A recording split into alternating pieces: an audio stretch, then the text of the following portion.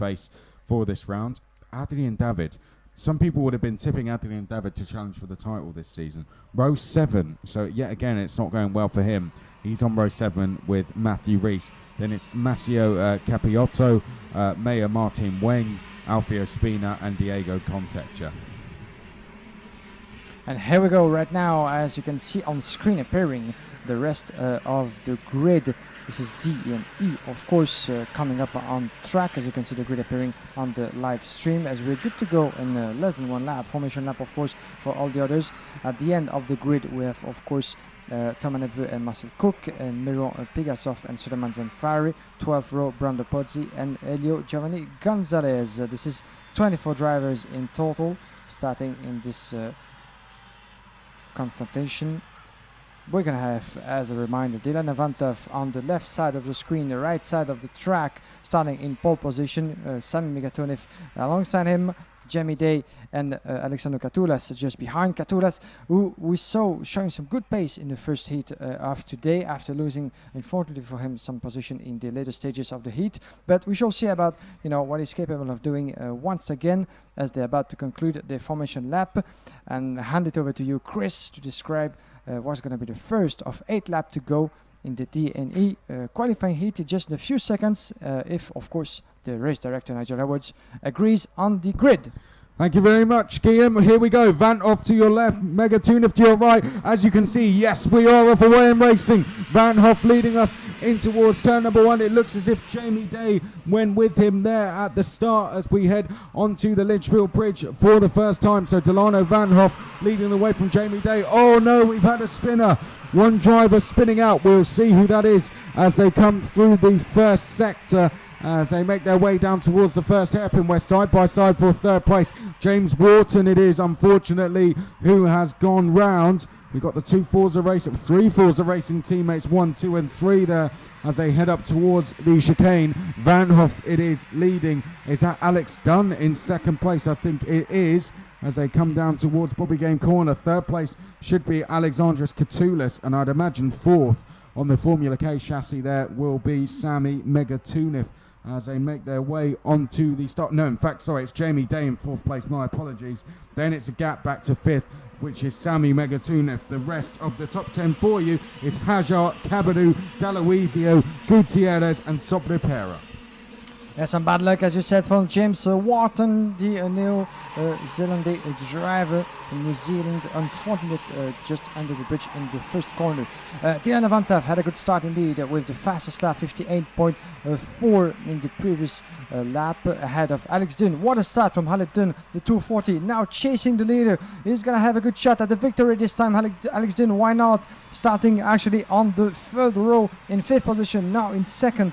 Just chasing the leader with Alexandro Catoulas just behind in third. Catoulas under the pressure of Jamie Day. Sami Megatonev starting on the first row of the grid and now in fifth with 3 grid position lost for Sami Megatonev, the Frenchman. I'm pretty sure, of course, he's going to try to recover some ground rapidly, but not the start he expected. Sami Megatonev ahead of Isack, HADJAR, Loris Caberou as they head into the first 3 corners. The Hairpin has some good move just behind in the first corner that we saw briefly. It was further back in the field as they get up, make their way up over the bridge, and still a lot of pressure with 0.3 of a second behind Alex Dunn on Dylan Avantov. And then we shall see some move coming up for third. Yeah, watch Jamie Day in fourth place. He's very, very close to the back of Catoulas. He didn't quite get the exit required out of hairpin 1 to make that move, which has been very popular today in hairpin number 2 and always is around PF International here. I've got to say, Alex Dunn on fire in this second heat, challenging Delano Van Hoff, his teammate. So this, at the moment, a very good start for the Forza Racing team. 1, 2 and 3, followed by the Energy driver Jamie Day, then the Formula K driver Sami Megatonev as they make their way down the start-finish straight. Those 5 drivers covered by just 0.8 of a second, and the quickest driver of the quintet is Sami Megatonev at the back. 56.917 there for Sami Megatonev, so dipping under 57 as Alex Dunn loses second place there. Well, Alexandros Katoulas, fantastic move. That's the second time he's done that move today over the bridge Catoulas liking that move at the moment. Alex Dunn now under pressure from Isack HADJAR. So Isack HADJAR trying to challenge Dunn as they make their way down to the chicane. This now lap number 4 of 8, so we're approaching half race distance, and getting closer in the background still is the likes of Loris Cabarrou as well.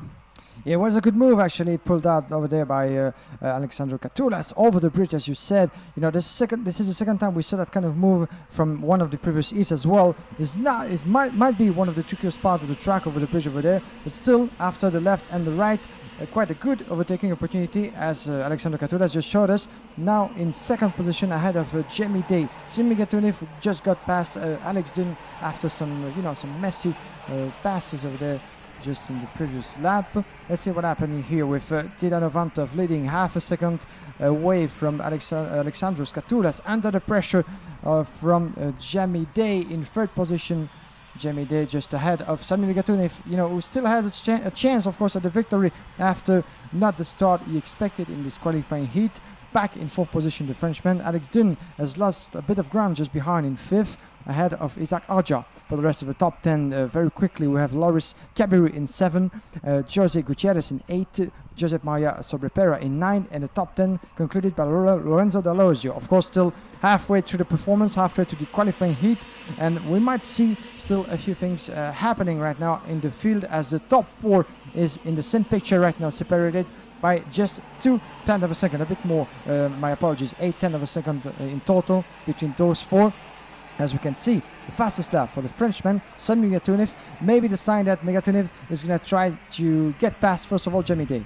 Well, he's not close enough to do that just yet, but that's got to be, I think, every lap so far this race that Sami Gatounif has set a new fastest lap as they go down towards the chicane. This now lap number 6 of 8, so we are well into this race now. Leading the way still is Delano Van Hoff from his teammate Alexandros Catoulas. Jamie Day just sitting there in 3rd place. 4th place is Sami Gatounif. Alex Dunn under a lot of pressure from his teammate Isack HADJAR at the moment, but both of those being caught by Loris Cabarrou. Then it is Gutierrez, Sopripera and D'Aloisio. Adrien David just out of the top 10 at the moment. It looks as if Maceo Capiotto has just dropped down the field slightly. Not too sure what's happened there, but down to the first hairpin we go for another time. This is now the penultimate lap of the race. So there's your leader, Delano Van Hoff, in the 2.34, and in the 2.39, Alexandros Catoulas. If it stays like this, I don't think we'll see any moves on the last lap, but the pressure is going to be starting to rise on the shoulders of Delano Van Hoff. And the warning lap just appearing on your screen for Thomas Neppe, the Canadian driver, running right now in the 14th place as we about to conclude this qualifying heat already. Still Dylan Ovantov under the pressure of Alexandros Catoulas, and the driver, it's happening off screen as we enter the last lap. A driver out of the race is a 2:38, I'm afraid. Balzotti, is it? Balzarotti, is it? Yeah, I think it is 2:38. Let's identify him. Indeed, yeah, well seen, Chris Alessandro Balzarotti, unfortunately for the Italian driver, out of the race just before entering the last lap, as it is. Get back for the last lap, indeed, with the top 4, as it's going to be very close until the end between Dylan Ovantov and a move. No defensive driving going on further back between Gomez Gutierrez and Sopripera as they come down towards hairpin number 2. Not too sure if they've actually swapped places, actually. It's the 2.46 ahead, so yes, they have. Sopripera has indeed made a move there. Yellow flags out at the first hairpin now retrieved, but it looks as if Delano Van Hoff has this one in the bag. Yeah, final corner for Delano Van Hoff, the Dutchman, and this is going to be checkered flag for Van Hoff, who tried to get some pace at the end, and this is a victory for Van Hoff ahead of Alexandru Catoulas. Once again, a good race from Catoulas, starting P4 and heading up in second position. Jamie Day just behind him in third position. Fourth position for Sami Gatounif, the Frenchman, ahead of Alex Dunn. Isack HADJAR is 6th. Loris Cabarrou is in 7th position. 8th position for Josep Saprepera, ahead of his fellow countryman Josep Gutierrez. 10th position for Adrien David, with a gain of 3 positions for the Frenchman, but still not the result he could expect. The Frenchman ahead of Lorenzo D'Alosio in 11th position. 12th position for Matthew Rees. And in 13th place, we had Mayor Martin Weng, Thomas Nepvu, then Diego Contecha.